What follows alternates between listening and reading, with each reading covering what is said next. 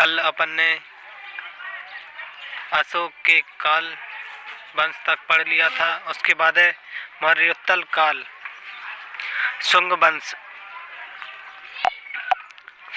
इसे भारत का प्रथम ब्राह्मण वंश माना जाता है। इसके फाउंडर हुए पुष्यमित्र शुंग। इसे भारत में बौद्ध धर्म का विनाशक कहा जाता है, क्योंकि इसने अशोक द्वारा निर्मित 84,484 स्तूपों का ध्वस्त करवाया था। संस्कृत भाषा का सर्वाधिक विकास इसी के शासनकाल में हुआ था। इसने 2 अश्वमेध यज्ञों का आयोजन करवाया, जो पतंजलि महाभाष्य की रचना व संस्कृत व्याकरण योग की शुरुआत की थी। इसने अपनी राजधानी विदिशा, जो एमपी में है, को बनाया था। इसका उत्तराधिकारी इसका पुत्र अग्निमित्र शुंग हुआ। इसकी जानकारी हमें नोबल मालविकाग्नि मित्रम, इसके राइटर हुए कालिदास, और रिटन इन गुप्ताज पीरियड से मिलती है। इनके कालिदास राइटर हुए और गुप्त काल से मिली है। इसने बौद्ध धर्म को भी संरक्षण दिया। इसी ने सांची के स्तूप की मरम्मत करवाई। इस वंश का अंतिम शासक देवभूति हुआ। इस वंश के बाद कर्ण वंश आया, जिसके फाउंडर वासुदेव हुए। इसका पुत्र सुशर्मा। आंध्र सातवाहन वंश 28 BC 3rd सेंचुरी में। इसकी कैपिटल राजधानी प्रतिष्ठान महाराष्ट्र में। फाउंडर इसके सिमुख हुए। First great ruler of this destiny Satakarni प्रथम, और second great ruler of this destiny हॉल बॉक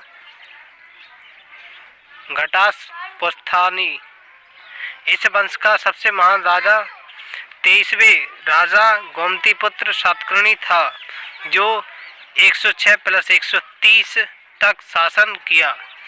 इसी ने भारत में शीशे के सिक्कों का चलवाने वाला प्रथम शासक था। इसके ब्राह्मणों को भूमियां दान में देने की शुरुआत की गई। इसी ने नाम से पहले माता का नाम लिखाने की प्रथा चलाई थी। ये भारत का तीसरा चक्रवर्तीय राजा था।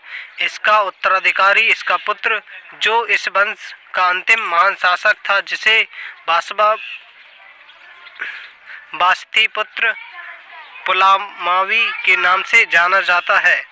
इसे प्रथम आंध्र सम्राट कहा जाता है, क्योंकि इसने दक्षिण में आक्रमण करके आंध्र क्षेत्र पर अधिकार किया। इस वंश का अंतिम शासक पुलामावी 3rd हुआ। इसके बाद मौर्योत्तर काल के विदेशी आक्रमण हुए।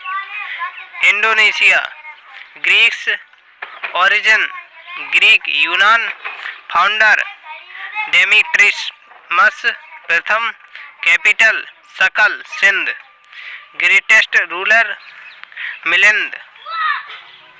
ये इतिहास का प्रथम शासक था, जिसने भारत में स्वर्ण सिक्कों का प्रचलन करवाया, यानी कि सोने के सिक्कों का प्रचलन करवाया था। इसने भारत में बौद्ध धर्म अपनाया।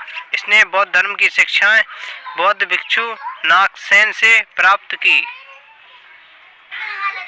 इसने एक बुक लिखी है, सोस, जिसने मिलिंदा पान्हा। शक वंश।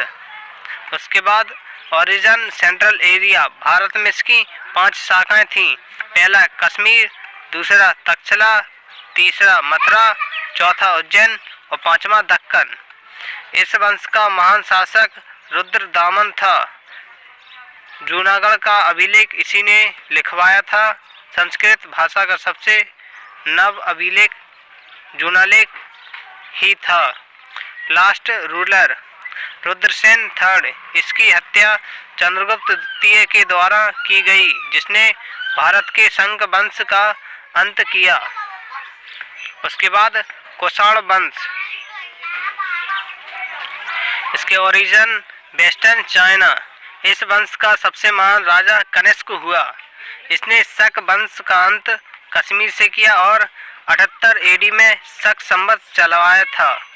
अपने शासनकाल के तीसरे वर्ष इसने कश्मीर में चौथी बौद्ध महासंगति कर आयोजन करवाया था, जिसमें बौद्ध धर्म हीनयान और महायान में विभाजित हुआ। ये इतिहास का प्रथम शासक था जिसमें शुद्ध सोने के सिक्कों का प्रचलन करवाया था और इसने सिक्कों पर तिथियां और शासकों के नाम छपवाने की प्रथा शुरू की थी, जो कनिष्क था।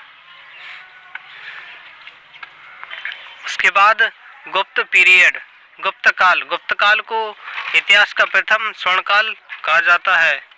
पुरातात्विक स्रोत, पहला मेहरौली पिलर लेख चंद्रगुप्त द्वितीय, दूसरा पूना ताम्र लेख प्रभावती चंद्रगुप्त द्वितीय की पुत्री, जूनागढ़ अभिलेख स्कंदगुप्त, इलाहाबाद पिलर अभिलेख समुद्रगुप्त, एरण अभिलेख भानुगुप्त, बिलसड़ अभिलेख कुमारगुप्त, भीतरी गुफा अभिलेख स्कंदगुप्त। ये सभी गुप्त काल में हुए अभिलेख और पुरातात्विक स्रोत है।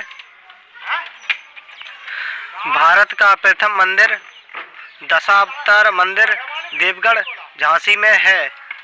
अजंता और एलोरा की गुफाएं, औरंगाबाद एमएच महाराष्ट्र में केव नंबर 16, 17, 19 ये गुप्त पीरियड में बनी है। गुप्त काल में साहित्यिक स्रोत, कालिदास, अभिज्ञान शाकुंतलम, मेघदूतम, रघुवंशम, विक्रम वंशीय, मालविका अग्निमित्रम, कुमार संभवम, तंतु सहारम,